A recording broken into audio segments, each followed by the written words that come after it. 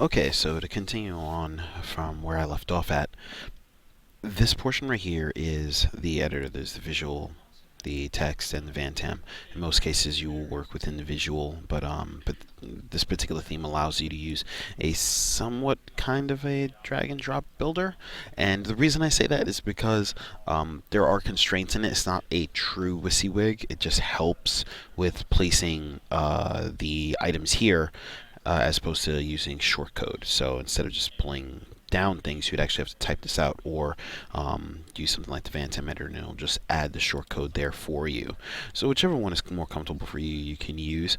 But to kind of go over what I was speaking about earlier in the first video was you're going to want to look at the layout that you have here and compare it to what you have here so you know what you're working with. So this is just the menu, and that's all that this is. This is not affected by any of the pages you make, nor is this slider part of the page necessarily. Even though it is on the page, it is not part of the page editor because the slider is part of a plugin and it's its own particular item.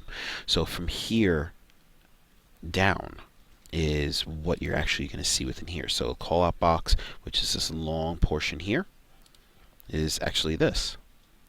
And then you see these 4 items here, and you just want to go back and forth and compare to see what you're working with and what you're editing. So the next one does indeed have 4 different items, and that matches this. So let's say you wanted to edit within here. Obviously, there's a couple of options here. There's something to remove shortcode, edit shortcode, or clone. So those are fairly descriptive and self-explanatory. So when you click on it, you can actually edit what that particular item is.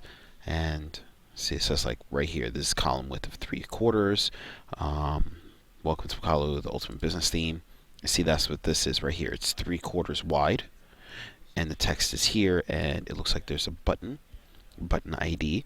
So there's quite a bit that you're going to have to know in here in order to work within it, but you can create it however you want using the different shortcodes that's within here. Once again, I'll send you some videos on getting started with WordPress, just to kind of give you an idea of what shortcodes are, how they work, so on and so forth, and pretty much just taking your time going through it. I know it may seem a little bit convoluted. Like I said, WordPress has a huge learning curve, but once you get over the learning curve, you're fine. You just have to take your time with it, and don't be afraid to tinker. Create your own page. Create like a test page within WordPress, and just tinker and dabble around it until you get exactly what you're looking for to show up on the page.